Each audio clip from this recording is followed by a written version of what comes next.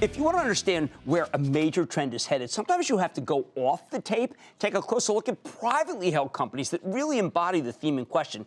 You know, I've been talking about healthy eating, especially organic and natural foods, as a major long-term theme, something I write about in Get Rich Carefully. I've also mentioned the fact that more and more Americans are treating their pets like their children.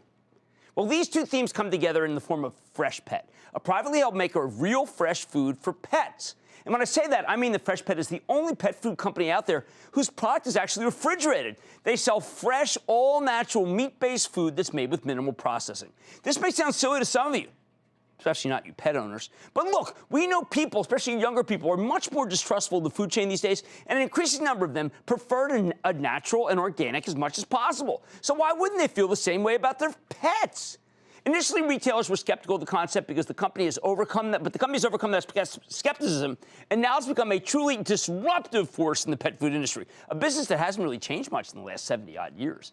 I think this is a very intriguing story. So let's take a closer look with Richard Thompson. He's the serial entrepreneur who's Freshpet CEO. Mr. Thompson, welcome to Mad Money. Hey, Jim. Richard, have a seat. Thank you so much. Thanks for having me. Appreciate it. You know, I talk about stealth technologies in a lot of books, and I want to go right to the notion of disruptive. You've compared your company to Under Armour. How does that work? Well, Under Armour came in, and nobody really thought that they were really going to be a big thing, right? Well, same with Freshpet. Fresh, refrigerated, all-natural food. And I think you said it very clearly. 70 years, almost no innovation in the category. Like I call it dry, dusty kibbles over here and some mystery meat in a can, and now you have fresh, refrigerated food. Okay, but there are two kinds of people in the world. The people who want really good tasting food and they don't really care if it's good for them.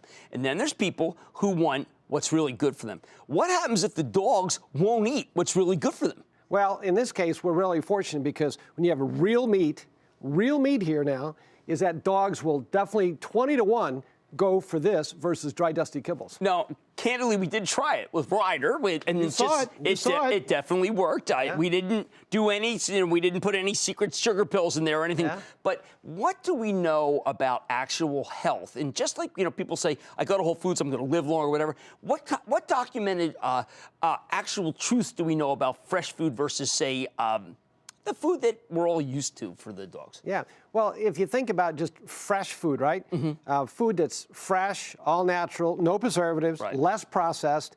You think about that, and if we eat that for our families, our friends, and why wouldn't we do that? If that's good for two-legged animals, why wouldn't it be good for four-legged animals? Well, let's talk about how right a time it is. We do not feed Bug and Everest any food that's from China. Right. We actually look for an American flag. You've come in at a time when the Chinese clearly demonstrated that the food chain for pets was corrupt. Right. Well, yeah, that I would say it's pretty corrupt. So it's one of those things, right place, right time with right products. And so, we've developed Freshpet, and, our plant is in Pennsylvania. Yes. And Bethlehem, Pennsylvania. Mm-hmm. And a lot of the products, a lot of the raw materials we get for our product is local. It comes from Pennsylvania, Delaware, so it's all local. And you're hiring. I know you're creating jobs. Yeah, we're building we just finished building a new $30 million state-of-the-art plant in Bethlehem. Now, I think that people who are thinking that Richard maybe is just a pet lover and not about making money, I want to talk about pasta and talk about Meow Mix. Your previous jobs, you created a tremendous amount of value for companies. Well, we changed the pasta industry back in the 80s and 90s, bringing in pasta that was a lot better. But we actually brought Italian pasta to America, if you will, and changed the whole pasta industry. We built 5 factories, and ConAgra has the business today, big business. And Meow Mix, when Nestle's bought Purina, they had to divest of some of the assets, and we teamed up with J.W. Childs out of Boston, and John and I did a great job on taking Meow Mix. You did better than a great job. Talk about the numbers. The numbers speak for themselves. Well, we sold Meow Mix twice within 5 years, and I think we sold it for the first time for 400 and change, and then 700 million and change. So I think we did okay. Are the stores comfortable with all the work they have to do? You put in these big presentations. They can't just stack it like they used to. No, is that we have almost 12,000 of these around the country now. So 12,000 retailers can't be wrong. And putting these in is we have them in Target, Walmart, Kroger, Publix, BJ's, so Whole Foods is one of our big customers. Petco, PetSmart, we're in there. And putting them in, we've got it down pretty good now, but when we put this in, someone's got to go home, right? So we take 4 feet of space by kind of 7 feet. And one of the things we have is power. We have electricity. So we use this header, and we, this is our showroom. All right, now I know it's one of my favorite food chains, but you use the term Publix. Any chance you're going to come public? That's an interesting question for sure.